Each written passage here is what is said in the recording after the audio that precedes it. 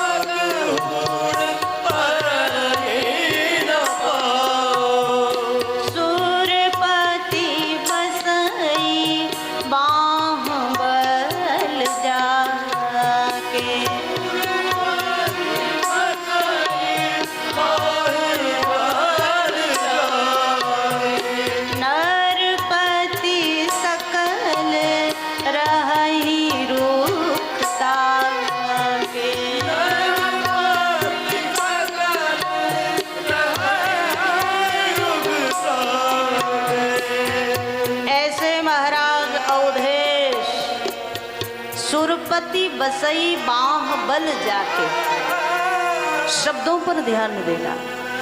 जिसके बाहुबल से स्वर्ग के मालिक इंद्र भी राज्य कर रहे हैं। स्वर्ग में जब जब असुरों ने आक्रमण किया और अवधेश जिस समय थे, तो स्वर्ग के मालिक इंद्र भी अवधेश को अपने सहयोग के लिए बुलाते थे। कितने पराक्रमी रहे होंगे। संसार में जितने राजा हैं वो सब राजा महाराज अवधेश के आश्रित हैं, ये दर्शन कराया। इतने पराक्रमी महाराज अवधेश आज स्त्री के, पत्नी के क्रोधित होने भर से भयभीत हो गए। मानसकार दर्शन करा रहे हैं। अवधेश आए कोप भवन में, यहाँ कैकेयी को बार बार मनाने का प्रयास किया। कैकेयी ने अवधेश को मीठी मीठी वाणी से अपने बस में किया, और बाद में जब कैकेयी ने देखा कि अवधेश राम की सौगंध खा गए, कैकेयी ने 2 वरदान मांगे। पहले वरदान में जो अवध का सिंहासन है वो मेरे पुत्र भरत को मिले, और दूसरे वरदान में तापस वेश विशेष उदासी 14 वर्ष राम बनवासी। राम 14 वर्ष के लिए वल्कल वस्त्र धारण करके विशेष उदासीन व्रत लेकर के अवध से तुरंत निकल जाए, ये वरदान मांगा। और जब अवधेश के कान में ये शब्द पड़े, अवधेश धराशायी हो गया।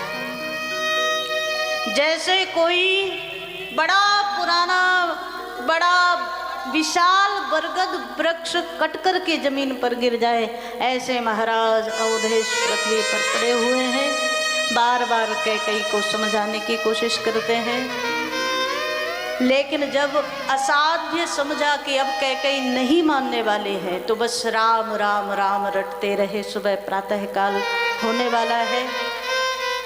सुमंत जी के माध्यम से भगवान श्री राम को सूचना हुई, राम आए हैं कोप भवन में। पिता की स्थिति जो देखी भगवान ने, आज माँ कैकेयी के चरणों को पकड़ लिया। माँ से बोल पड़े कि मोहि कहूँ मात तात दुख कारण, मेरे पिता के दुख का कारण क्या है मुझे बताइए। कैकेयी ने सीधे शब्दों में कह दिया, राम मुझे आनंद हो जाएगा, आपके भैया भरत को आनंद हो जाएगा, आपके पिता महाराज अवधेश को भी आनंद मिल जाएगा, अगर तुम एक काम कर लो। क्या? मैंने 2 वरदान मांगे हैं अवधेश से, एक में भरत के लिए सिंहासन और दूसरे में आपके लिए 14 वर्ष का वनवास। यदि आप पिता के वचन को मान करके वनवासी हो जाते हो, कैकेयी बोली, तो पिता का सत्य रह जाएगा, इसलिए आपके पिता भी आनंदित तो होंगे, मुझे और भरत को सबसे ज़्यादा सुख मिल जाएगा। पर आज पता चला मेरा राम बड़ा हो गया। और ये कहते कहते माँ ने अपने वात्सल्य में भर करके भगवान के मुख को चूमना प्रारंभ किया। रघुकुल तिलक जोरी दो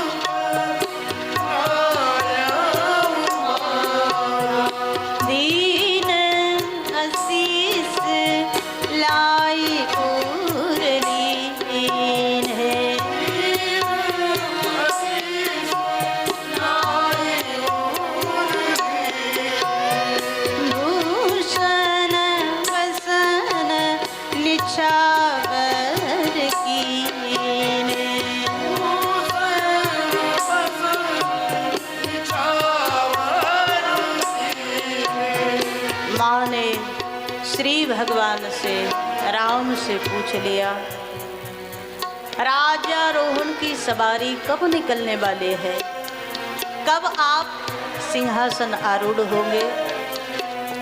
भगवान मौन हो गए, कुछ बोले नहीं।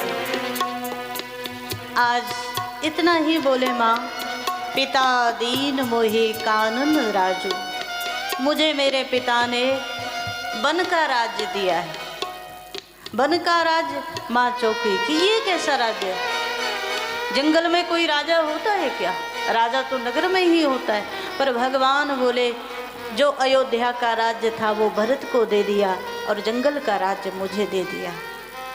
एक क्षण के लिए तो वो माँ कुछ बोल नहीं पाई, लेकिन मानसकार दर्शन करा रहे हैं। बाद में भगवान से राम जी से पूछ लिया कैसे हो गया ये, क्योंकि मैं जितना महाराज अवधेश को जानती हूँ, आपके पिता आपके लिए ऐसा कर ही नहीं सकते। तो सचिव सुमंत जी का पुत्र साथ में था, सारी घटना बताई। और जब सारी घटना पता चली तो एक क्षण के लिए सोचना, ये अवध की बड़ी महारानी है और राम जी की जननी है। और हमारे यहाँ शास्त्रों में कहा गया है पिता से कई गुना ज़्यादा अधिकार माता का पुत्र के ऊपर होता है। आज अगर ये खड़ी हो जाती तो राम जी को वन भेजने का अधिकार अवधेश को भी नहीं था महाराज। लेकिन ये माँ मौन हो गई, कुछ बोली नहीं। राम जी ने कहा, माँ मैं आपसे आदेश लेने के लिए आया हूँ। बार बार अपना मस्तक माँ के चरणों में रखा। माँ रोई है और इतना ही बोली, राम आप जाएं वन के लिए, लेकिन जानकी को लेकर मत जाना। श्री जानकी जब आई भवन में, इसी समय जानकी को देखा तो माँ रो पड़ी। जानकी को लेकर मत जाना। राम जी ने बड़ा समझाया, आप यहीं रहें, आप सुख से रहें, आप मेरे माता पिता की, अपने सास ससुर की सेवा करें। जानकी जी ने बस इतना ही कहा, महाराज जाना तो मुझे आपके ही साथ है, या तो आपका आदेश मिल जाए तो शरीर और प्राण के सहित चलूं, और आपका आदेश नहीं मिलेगा तो मेरे प्राण ही आपके साथ निकल जाएंगे, पर जाना तो मुझे आपके साथ ही। आज भगवान को भी लगा जानकी को छोड़ करके जाऊंगा तो जानकी सहन नहीं कर पाएंगे। जानकी को साथ लिया, मानसकार दर्शन करा रहे हैं। लक्ष्मण जी को पता चला तो लक्ष्मण जी आए, और आज लक्ष्मण जी को भी भगवान ने साथ लिया। और जब आज तीनों आए हैं कोप भवन में, माता पिता को प्रणाम किया। कैकेयी ने बलकल वस्त्र ला करके दे दिया और भगवान ने बलकल धारण कर लिया। सबसे ज्यादा उस समय पूरे भवन में करुणा की स्थिति बनी जब जानकी के हाथ में भी बलकल वस्त्र दे दिया। वो जानकी जिसने कभी कठोर भूमि पर चरण नहीं रखा, वो जानकी जिसको मुनियों वाला कोई वेश पहनना नहीं आता, जब उनके हाथ में बलकल दिया तो आज वशिष्ठ जी महाराज उठ करके खड़े हुए। कैकेयी तूने राम को वन भेजने के लिए वचन मांगा है, जानकी जिस रूप में है उस रूप में ही जाएगी। मानस में दर्शन आया, गुरुदेव ने स्पष्ट रूप से कहा, रामायण में तो और भी स्पष्ट रूप से कहा।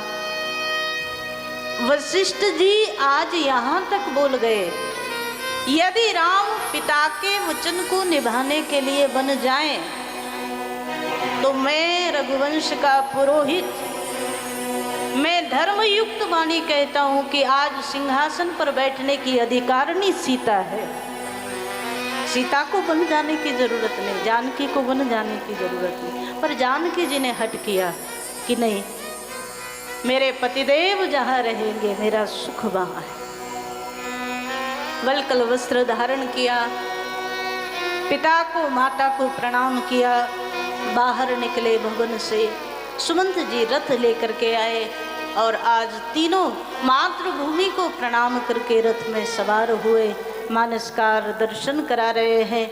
जब आज रथ पर चढ़े हैं ना, तो संपूर्ण अयोध्या की प्रजा साथ में चल पड़े। चढ़ रथ सिए सहित दो भाई,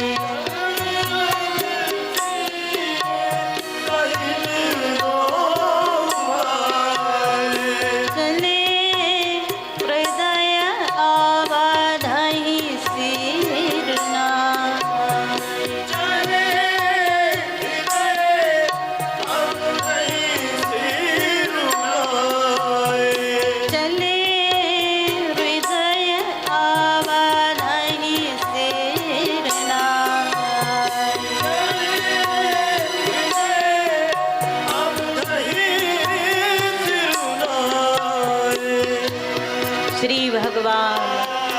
अवध को प्रणाम करके, अवधवासियों को प्रणाम करके, जैसे ही भगवान का रथ आगे चला, सारी प्रजा साथ में चल पड़ी। अवध तहाँ जहाँ राम निवासी, हमारी अयोध्या वहाँ है जहाँ हमारे भगवान रहे। बड़ा रोकने का प्रयास किया, लेकिन आज कोई भी रुकने को तैयार नहीं है। जब राम जी यहाँ से प्रस्थान कर रहे हैं ना, तो मानसकार दर्शन करा रहे हैं। सारी प्रजा भगवान के साथ हो गई और आज मानो पूरी अयोध्या सुनी हो गई। और अवध भी आज मानो वन बन गई और वन भी आज अवध बन गया। जहाँ राम वहीं तो अयोध्या है महाराज। राम के बिना कैसी अयोध्या।